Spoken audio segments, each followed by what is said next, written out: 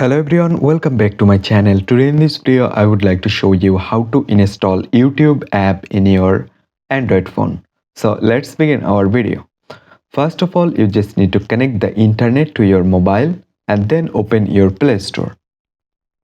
After open your Play Store, you just need to go to search bar and type YouTube and then open it, and then there have an option for install. Select it. So after select it, you just need to wait couple of seconds for install complete. So here you can see it's installing. You just need to wait. So here you can see 50% almost complete. So I'm waiting for that complete 100%.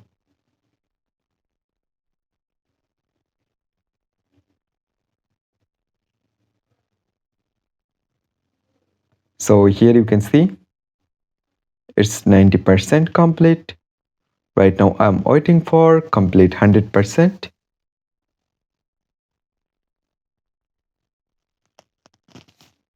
So here you can see it's installing and I need to wait. So that's it guys. In this way you can install YouTube app to your mobile phone. The process is very easy and simple. So I hope you can understand. Hope guys this video can help you. Don't forget to like and subscribe to my channel.